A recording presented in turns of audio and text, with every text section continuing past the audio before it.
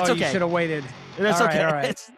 Again, that's what the editing's loudest for, fire truck of all time is about to drive by is why. That's the beauty of LA, you know. Hey, look, it's part of the aesthetic, bro. I'm a downtown baby. I was born 15 minutes away from here. My great-grandpa built houses, and he built 2 duplexes and a 12-person apartment complex. And then 1920s, the Great Depression hit, and he let people stay there for free. So, oh, that's crazy. I'm like a real downtown baby. Yeah, like for real. Like my grandma and I used to talk after every Dodger game and after every Laker game, and she went to, damn, what was it called? She used to play poker with Chick Hearn's wife and Vin Scully's wife every Wednesday night. That's about as LA as it gets right there. Bro, my sister married into the family that's named after Pico Boulevard. Yeah, that's like I said, it doesn't get much more West Coast than that, right? We're way more LA than any of these fucking posers. Well, I'm to kick things off here for the next episode. I'm here with John Backer, who people would know as WeKnewNothing. Let's just keep it at Backer. Sorry, sure. John's my grandpa, Jack's my dad, and I'm like Madonna. I have one name. I'm not a third. I'm just me. You're just Backer, right? All right. So, but also known as WeKnewNothing. WeKnewNothing. Well, also now I just have to make an announcement here. WeKnewNothing is now a 2-piece. Oh, cool. Technically, we do still play as a 4-piece, but Cody Benjamin is the second piece of WeKnewNothing. Very cool. I just wanted to let that be known because he couldn't be here. Yeah, absolutely. Yeah, no, well, yeah, that's good. So one of the 2 main members of WeKnewNothing, the founding member. Let's say that. Yeah.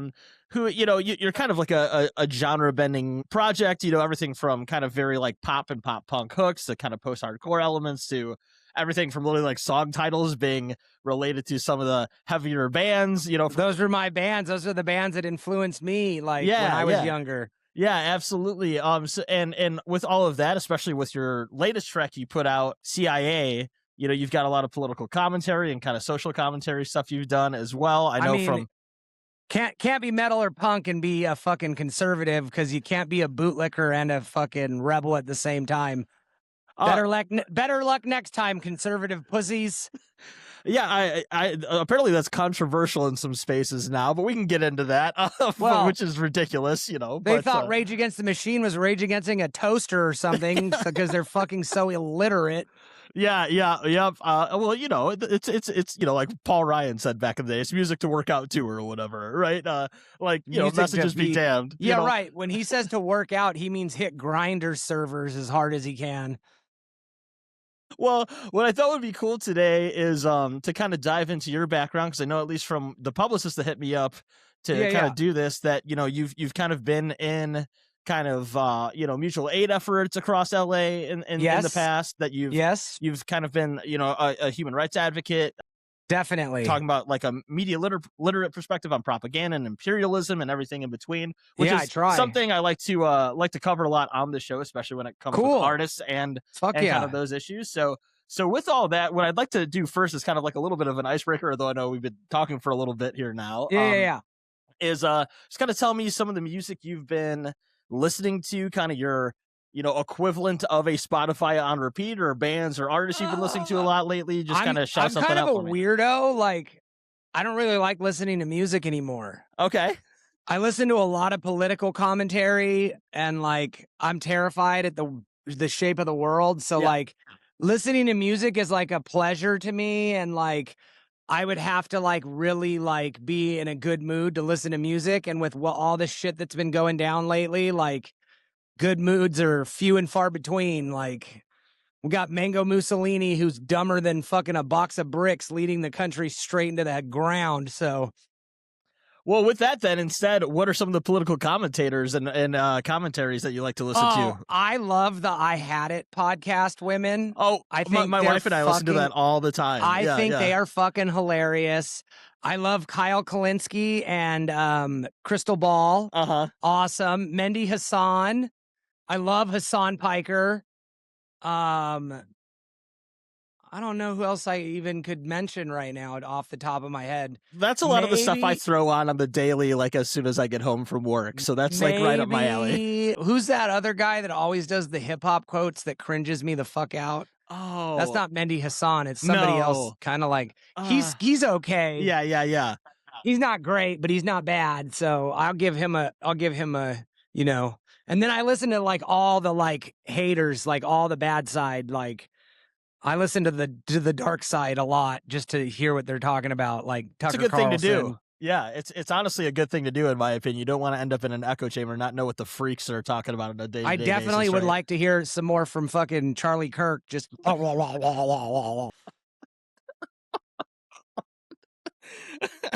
well, yeah, I mean, been quiet notably the last couple of months. Real it's weird. Quiet, yeah, man. yeah, it's fucking real weird. Yeah, I don't know about all that. Real strange. Did you see?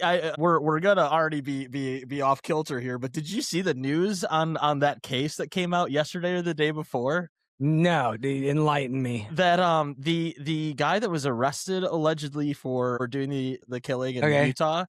Okay. That they have to do like a delay on the trial because like the bullets don't match the gun that they got. Dude, that guy was a patsy. You could tell from the beginning. The video they AI'd of him jumping off the roof is the funniest fucking thing in my life. He like doesn't have anything that could remotely look like a rifle, but the rifle is somehow in his backpack that he doesn't have on while jumping off the roof, and then has on as he runs away from the roof. Like, okay, boys, you really got us on that one. The other really funny one to me is the black dude, just because he was black, couldn't have gone in to kill the Black Rock or the Blackstone CEO. It had to be about the NFL. Yeah. There's I'm someone that like I would say is like skeptical on all of these things. Like I try not to like go headlong into like some of the Black Rock or the Blackstone. I remember that like there was like they covered like there was not a whole lot of coverage on that one real quick. No. It felt like it's kind of gotten lost in the ether of like the immediately because there's just so much shit that gets shoved into our faces on like a chronic basis. We literally have a shit shovel pointed right at our gullets. Yeah, it's the shock and awe method or whatever that Steve Bannon talked about. It's called flood the zone. Flood the zone. That's what it is. Yeah. I'm all over it, dude. I'm all over it. Yeah. I was gonna say, like I said, everything you named off, I tend to watch on a pretty consistent basis. So I think we're on the same page with all those different things as well. I salute you, comrade. Yes, sir. But I guess like to go for you to go back, because when people are like pretty politically active, as you're kind of talking about here as well, and you're an artist, I always kind of like to see where that first comes from for people, as well as like your art, obviously. But like where did that first kind of come from, where you kind of became politically active in this space, especially like not just like Democrat Republican type, I was like always screaming about like anarcho-capitalism or not capital, excuse me. Wow. I just said the craziest thing I've ever said in my life. I was screaming for anarcho-communism for the longest time I could remember. Literally, 2020 happened. Everybody's brain gets broken. The guitarist from my hardcore band goes like full red pill. And like that broke my brain even more. I'm out here fucking protesting like 4 or 5 times a week. I watch a 17-year-old girl get hit with a canister of fucking smoke or tear gas or some kind of smoke grenade. If it would have been like 2 inches up or 2 inches to the left or like half a centimeter to the right or some shit like that, she was blind forever in that eye. And then like the cops are like, fucking bitch, after they like shot her. Like, what the fuck is wrong with you? You are supposed to be a leader of this community, and all you are is a pile of fucking human fecal matter. Like, you actual piece of shit. Well, yeah. So is that kind of like, so would you say like COVID, like that COVID era radicalized the shit out of me. I just never thought that my generation, our generation, would do something. Like, I never thought we would do something. I thought we were so comfy that like there would never come a day where like something would be able to happen to take anybody out of their comfy, they were in this like, I don't even know, comfy bubble, I guess. Like we even though we had the 2008 like crash, sorry, my mic got so far away right there. Even though we had the 2008 crash, and I think that fucking, you know, a little bit fucked up the people's brains enough to be like, all right, we got to start like fighting back on this bullshit. I don't think they did enough. I don't think they came anywhere near close enough to doing enough. But then I saw my generation standing up for BLM, and I was like, oh my God, we're actually going to like do something meaningful. And I had to be a part of it, basically. Like, I was always talking about it, but like never was about it. So then I finally got to be like not so much of a poser. So, you know, I had to take my chance.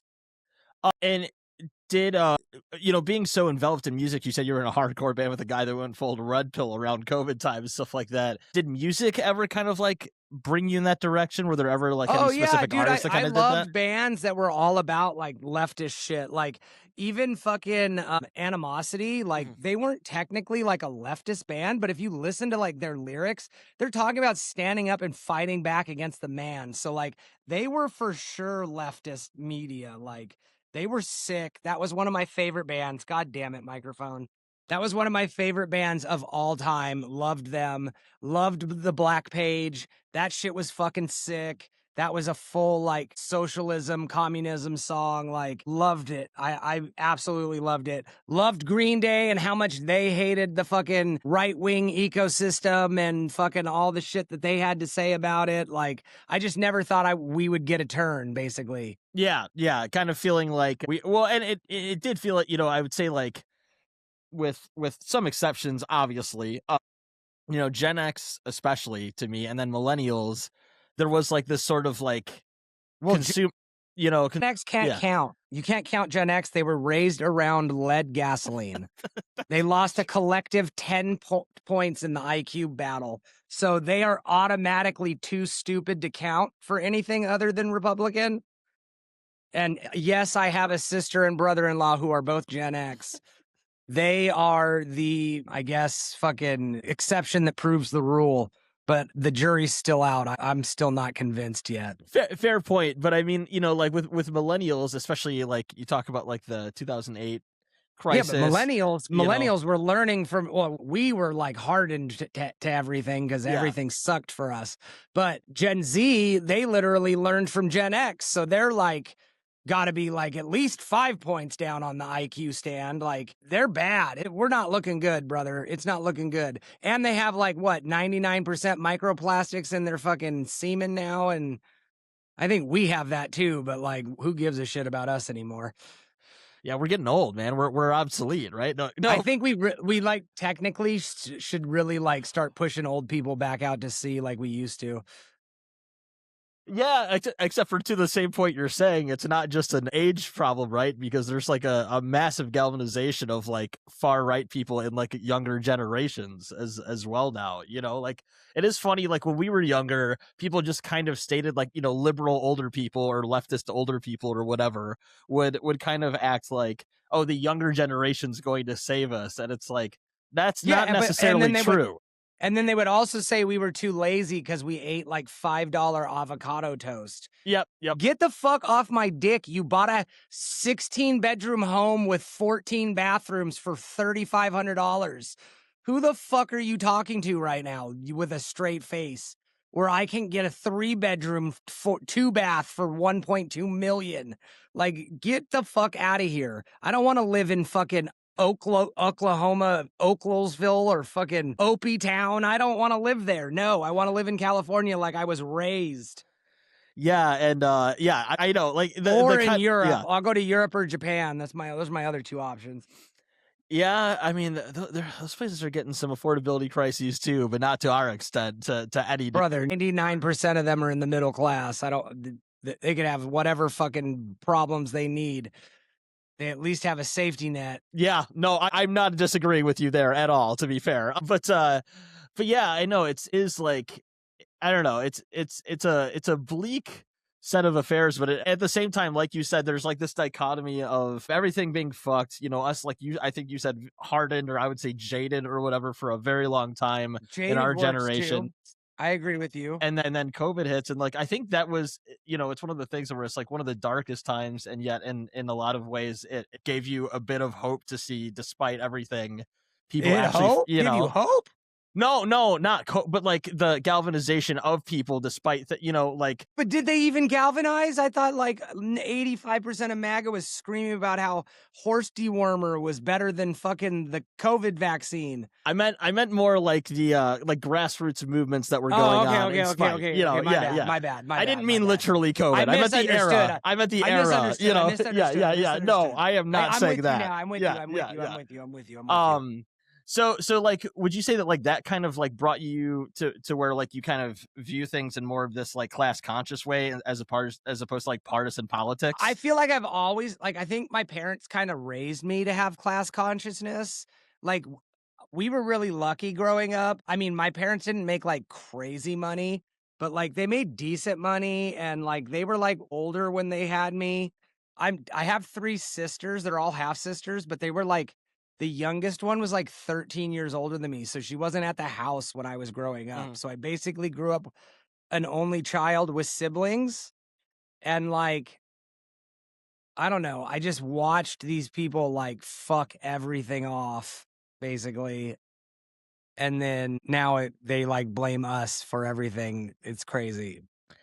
Yeah, and I think kind of what I always think of things from like. I lost my train of thought there, but that no, you got like I landed the plane. No, you landed it. Like the kind of like 2020 era on, where I think a lot more people, where maybe in the past they would have sort of viewed things against through like that sort of solely electoral lens, realize like, yes, like the right-wing movement's crazy and it's fascist and it's deplorable and all that, but like a lot of people on the side that's supposedly with us, like, don't give a shit either. Yeah. No, they're liberal. I think liberal people are worse than fucking MAGA, because like they're too pussy to admit they want mass deportation and all these tariffs and all this shit. They just want to vote the way they're going to vote so that they can make it seem like they're better than that. Yeah, we're seeing that like right now with like kind of a current events issue with Iran, where you'll see so many liberal politicians or like mainstay liberal people on the internet or like at events or whatever, talking about like procedure, that they're mad about the fact that Congress wasn't in on the decision making or something. And it's like, no, it's that we're blowing up schools, you fucking idiot. You know what I mean? Yeah. It's like, where's your humanity? And it's like, they're just, no, they don't so get separated, you know. As long as they can sell a Tomahawk missile, they don't care. Yeah, they'll blow up little girls all day long. Yeah, but we can argue about procedure and act like that's going to be not only like a moral issue, it doesn't but do like shit. It doesn't do anything. Israel's committing a genocide. Like, it's crazy. Well, and that's like, I think the other thing that's broken people's brains. You know, a few things have broken people's brains. COVID broke people's brains in the sense of people getting like you said, taking horse medication or whatever, or like saying pandemic shit or whatever the fuck it was. And then you had like, you know, the BLM mobilization going on at the same time, which kind of gives you a little bit of hope. And then in 2023, my brain got broken in a whole different way of just seeing people like support what's been happening over the past 3 years, and it's like, I mean, I can't even believe they support a rapist. Like, that's the craziest part. And he's like an adjudicated child rapist, because they had to settle with Jane Doe 4, and Jane Doe 4 was a minor when she was raped, and she said she was raped by Donald Trump. So why is he not getting in trouble for that? Yeah, let alone anybody. I think it's Jane Doe 4. Don't quote me. You can look it up. But I'm pretty sure it's Jane Doe 4. That's just off the top of my head. Right. I'll fact check it and put a screen grab or whatever. I want some credit. Yeah. For how close I was, because I think it's 4. But you know, like the point being is just like the separation of reality, I think, is like what has continued to break my brain on this stuff. No, you know what I'm saying? They just live in a fucking infinite state of denial. There's no accountability. There's no fucking anything. They're like, oh, the farmers are getting a bailout. That's really good. I can't believe Trump's doing that for them. You stupid bitch. The fucking bailout is them getting a refund on their tariffs. What do you mean bailout? They're not getting a bailout. They're getting their money back. which even they tend to point out, actually. Like I've seen, you know, I live in a farming community, actually. Yeah. And a lot of them are not, regardless of like how they would label themselves politically. Right. I'm sure see they're all Republican. Yeah, but they see this shit as bullshit. You know what I mean? Yeah. Like they're not a fan of that whatsoever, because they can look at the numbers. They run their own business in that sense. And they're like, I know they're making a lot of money, but like they're also spending a lot of money on those tractors and fucking fuel and goddamn oils of like what, 111, 112 a barrel right now. Like that shit's insane. Even where I live, which I'm sure it's like way more expensive by you, obviously, but like even Bro, my car takes 100 octane gas. It's $10 a gallon. Oh. Well, I'm not going to complain about what I was going to say, but even and it's a Toyota. Yeah, well, right. You're not driving like a fucking pickup or like some souped up, you know, whatever in that vein. But like, it's like even out here in the middle of nowhere, right? Like middle of nowhere in Illinois, gas is like getting up to like $4.50, right? Which is like, that's nuts. Which is like a place where it would I've never been outside of California and New York and seen gas above $2 ever. It was literally like $2.50 a few months ago, and people were complaining that was high. You know what I mean? And it's like unreal. And now they're like, oh, it's cool. Yeah, it's cool that the short-term pain for the long-term gain, or whatever they say. They're so dumb. Jesus Christ. How can you all be this stupid? You guys like share a brain cell and like one vocal cord. And like it can only say the same thing that everyone else says. All fed the same talking points at the exact same time. And it's like, crazy. It's like they're on some digital app. Like they like literally fucked up with the code on this one. I would say it's on a Signal chat, but there's no way half of these motherfuckers know how to work an app. So you know, it's their staffer. I can't believe but, Pete Hegseth fucking like texted a reporter like top secret info like right at the beginning of his career, like. And that man is still doing shit. He changed the fucking name of the thing to the, what is it? Fucking something of war, Department of War. Yeah. Oh, yeah.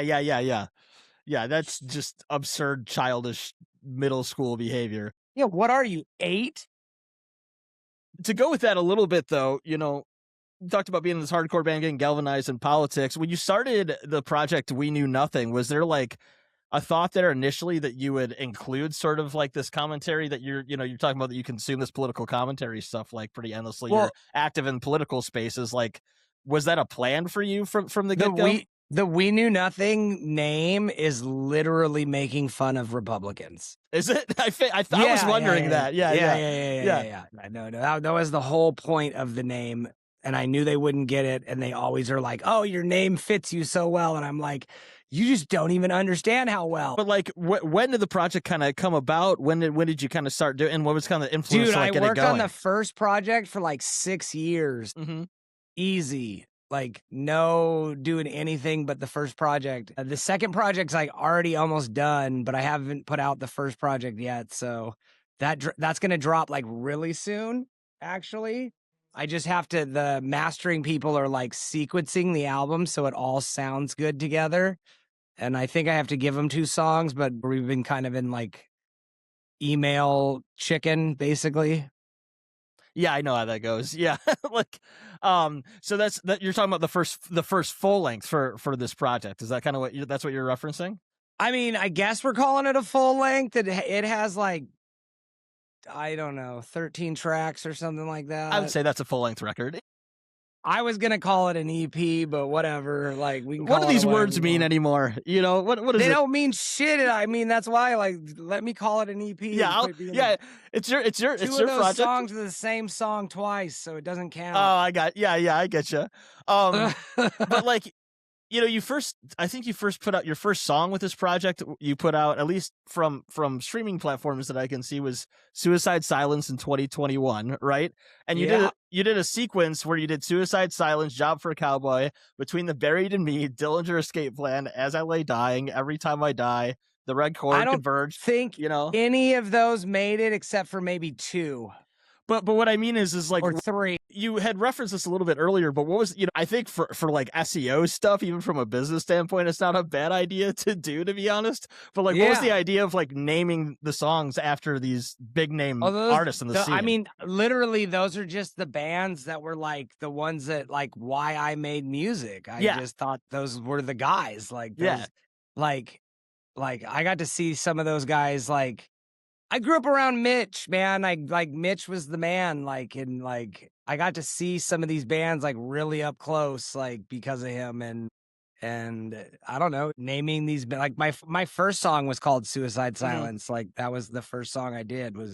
I did it because I think like he'd be down that I was making music now and shit. I don't know. Maybe I'm being stupid. I don't know. No, I mean, I think that I just kind of like, so it's just kind of like an homage to those bands. It's an homage, totally. Like, is there like a direct love all those bands? Like that's all. That's all. Yeah, there's no like direct correlation to each individual song of like. No, the only band in there that I have a direct correlation with is Suicide Silence. So you actually like you knew Mitch? That's kind of what you're saying? Like how? Yeah. Sure.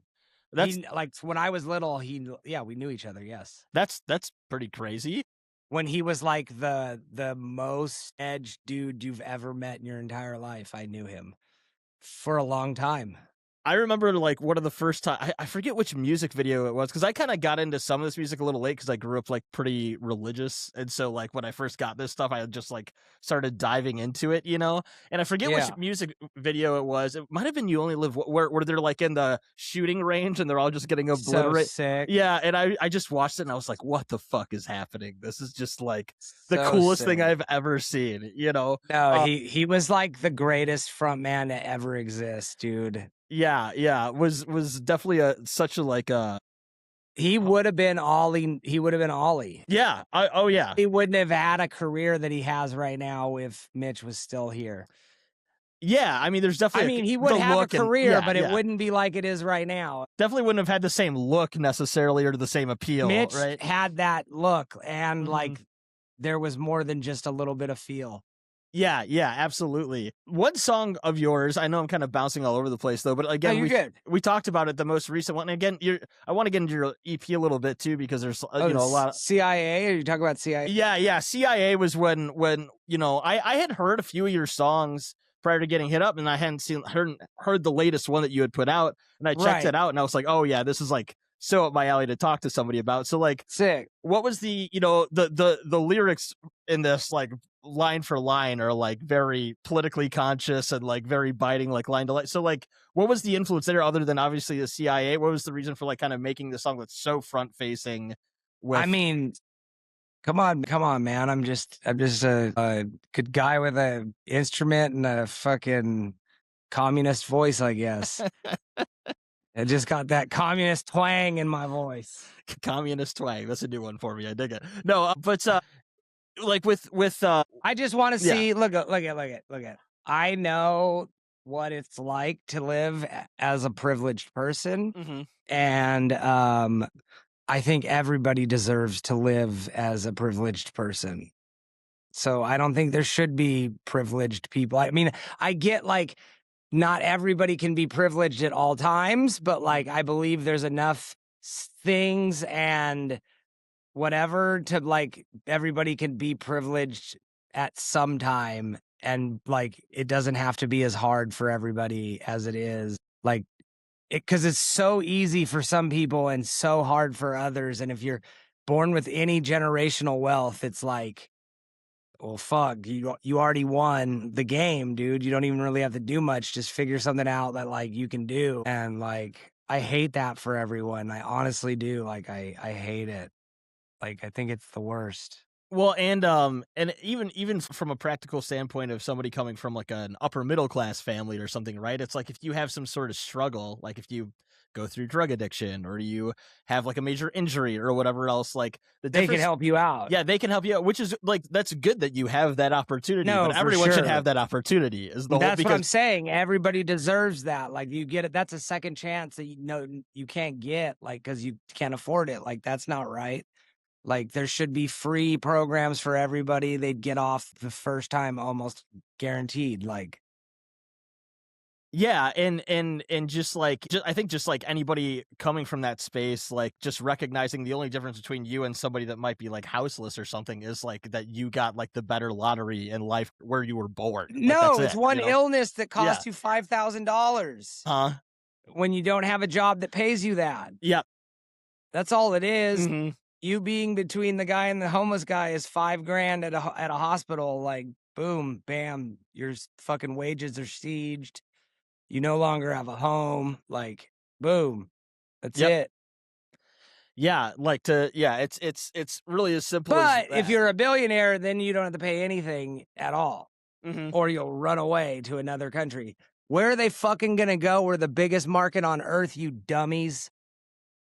Well, I meant spending power. Yeah, we're the biggest market on earth, spending power wise. Of course, not necessarily the biggest market. No.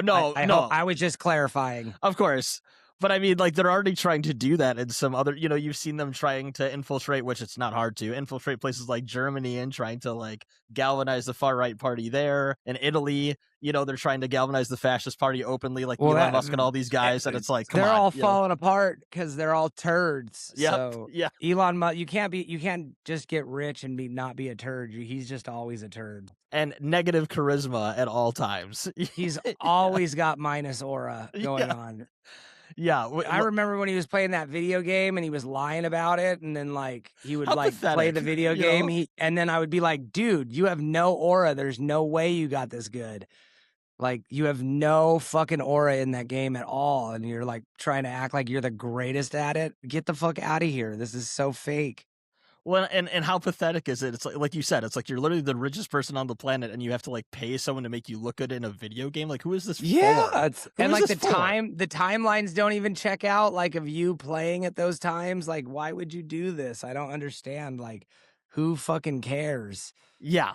I think the whole thing is like it kind of blows up the idea that he's like the hardest working person on the planet if you also can claim that you supposedly spend all this time on a game that you're like top 10 rank or something. It's like these things don't make any sense. You're doing neither. He was like technically number 1 on the game. Yeah, but like he was ass cheeks when he would play it. He was so ass. Like, he could not play the game. Like, he did not know how the game was played at all.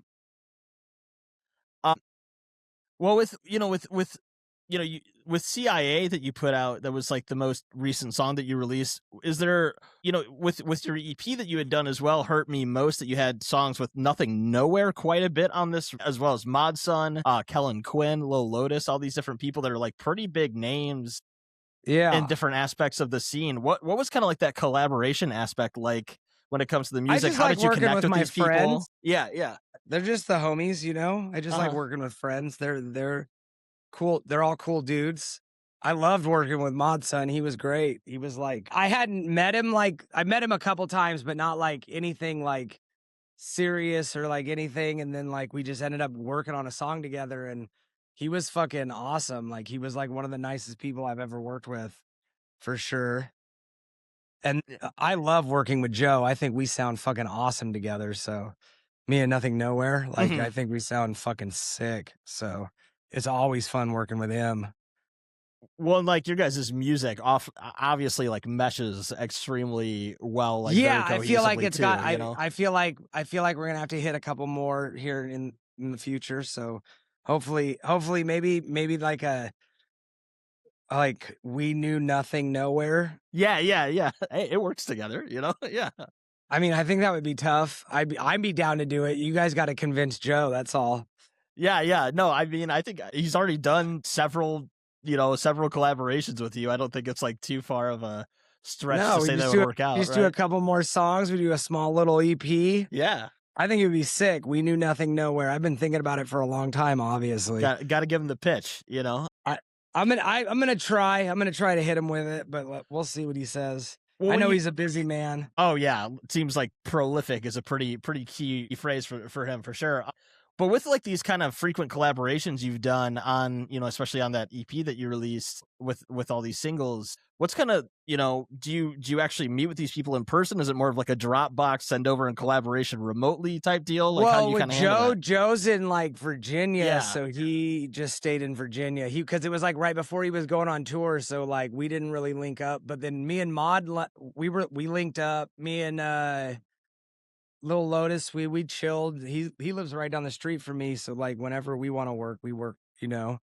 I'm trying to think who else. Trevor Daniels, we linked up. Pretty much everybody but Joe. Like Joe's just in Virginia, like doing his thing, and like I'm not trying to fucking make him leave. Yeah, I mean, and again, when you're people that can just send me another sick ass song, like we're good, dude. I don't give a shit. Yeah, just throw it in the Dropbox or whatever and get it going, right? Send me another banger, bro, and let's make another one. Yeah. I mean, that's a way to get a lot of quick collaborations. That's the way to go. You said you're working on that record, and a lot of these songs are on there as well. What other kind of topics or what other kind of songs can people kind of expect from that release? There's a song that's like it's like a post-hardcore, I guess, but it's with it's got like a rap section in it, and like Rosecrans Hop Out's gonna be on it. It's gonna be sick. Fucking sick. It's like all about like class solidarity type shit. Well, that's awesome. Yeah.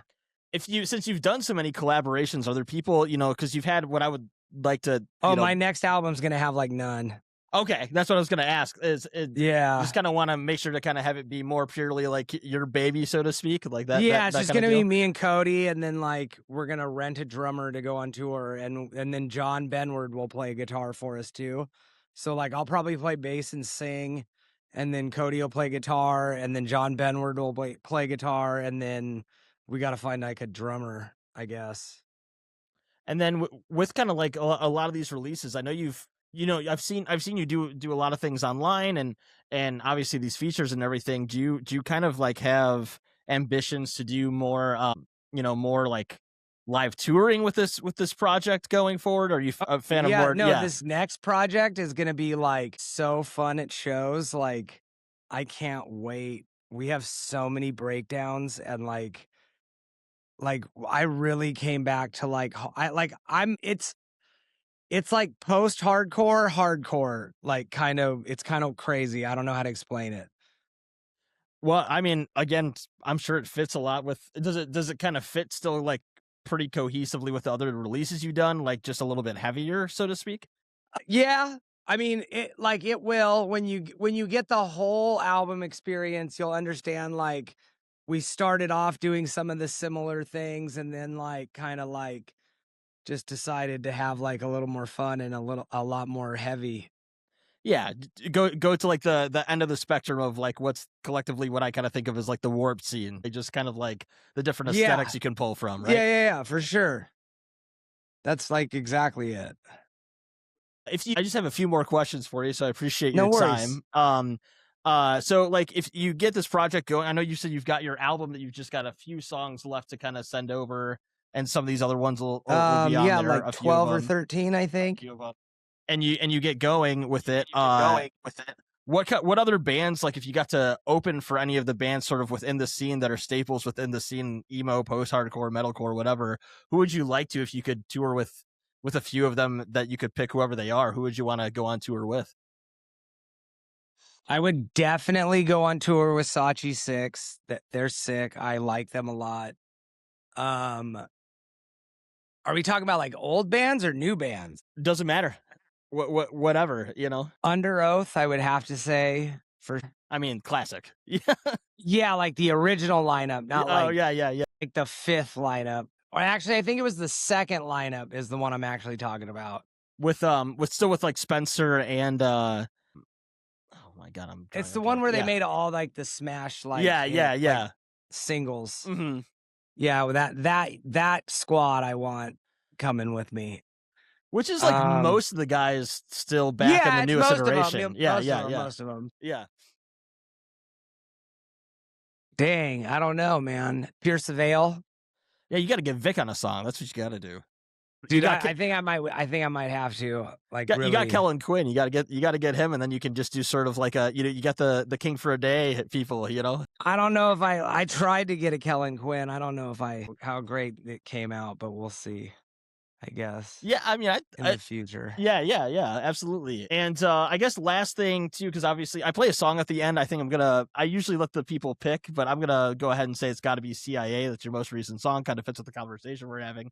But just kind of, you said it a little bit, but what can people expect from the project going forward in the next couple of months? And then just make sure to plug where people can find you and find what you got going on. Well, you can find me, WeKnewNothing at everything. Like, I'm on everything. I'm more active just like on Instagram and YouTube, but like I'm on everything and I try to post on everything. I just am not good at it. It's impossible. Yeah, it's crazy. There's so much shit to post onto. And then, the next album's just going to be like a lot more like, I don't know, fun and post-hardcore, and there's going to be breakdowns, and so like live action, like we want to be like live as much as possible. Yeah, no, that's great, and that'll be a cool feel compared to, I think some of your other music in a good way has some like really modern, sleeky production in like a. I think every time I die really needs to get another fucking listen. Like, I think if everybody went back and listened to that song one more time, they'd be like, "Oh my God, I get it. This guy's the GOAT." Yeah. No, that's one of the ones that I kind of saved into playlists and stuff from your music too that I really dig. I mean, all of them are pretty solid, but that one's kind of got those elements that you're talking about a little bit too. It's like almost like Midwest emo, but like not at all. Yeah. That song is a banger. Like, I don't understand why people didn't get it. It blows my mind. You just got to be better at social media. I suck at social media. Someone help me. That's what kind of sucks too. I mean, you're good at these things. Clearly, you've kind of built up a sizable following on social media in that vein. That's what sucks about making music now too, is like not only do you have to make music, you have to be like a content creator. Yeah, but the algorithm changes like every 3 weeks, and then I don't know what the fuck I'm doing, and then all of a sudden I'm losing fans again. I'm like, what the fuck did I do now? And then somebody else buys another one, and then they change the whole thing all over again. And it's nuts. Yeah. I hate it. That's why it's good to focus on the music, have fun with everything else, and let the chips fall where they may, right? Like, I'm trying, Like, I'm giving over control of my fucking social media to this legend from Canada, and I'm gonna just fucking put my faith in him, and he's gonna do his damn thing, and he's gonna make this shit work. And man, if you're able to do that, that is definitely the way to go, because everything else involving that is like brain rot. I can't. I'm right there with you. Well, again, Becker, thanks so much for doing this. I really appreciate your time going over all this stuff. No worries, brother. And I'm glad to hear that you're at least in recovery from our previous attempt of recording getting into a car accident. So that's I'm glad that you're. Oh my God, that was fucking nuts, dude. I can't even believe that happened. So I actually got upgraded, like low key. I'm not gonna lie, so I'm not tripping on it too much. So it all worked out in the end, despite it being very freaky. And like I have a feeling that like, because my lawyer's suing his insurance for my medical bills. I'm pretty sure like he's gonna win, and like their insurance is then gonna have to take responsibility for paying my insurance back, which means I'll probably get a little bit more money for my car. And I already got $1,500 more than I paid for it 10 years ago. Wow. Well, I was like, what is happening? That's insane. Right now? Yeah. Bro, it was nuts. I was like, this is not okay. It's not the story you usually hear from dealing with insurance. You know what I mean? Yeah. USAA, the greatest insurance out there. This is not an ad. I do not get sponsored by them at all. Sponsored content. No, but seriously, I'm glad you're doing well. Thanks for breaking all this stuff down with me. I always love to chat with people that are into music and also like really anytime prolific in this stuff. Hit me up. Absolutely. I'm down to do this again anytime. Again, we're going to play CIA from We Knew Nothing at the end of the Powerless podcast here. Really appreciate your time. Hope you have a good rest of your night. Yo, I'm out of here. See ya. Bye.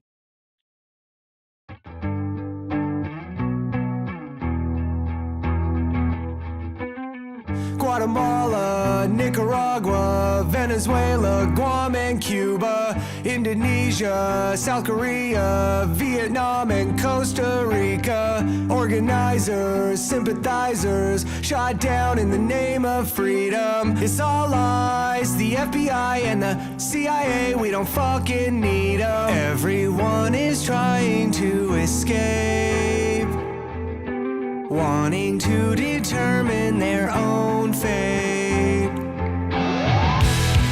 We're trapped in a cycle of mindless consumption.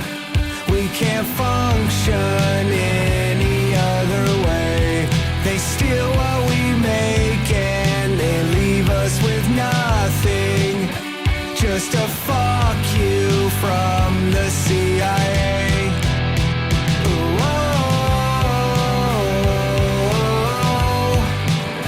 Just a fuck you from the CIA. Telling lies in the New York Times so they keep us in line to line their pockets. Send the poor to fight a war they started to just sell their rockets. Take over a country for a thrill. Bloodshed to enforce their evil will. We're trapped in a cycle of mindless consumption.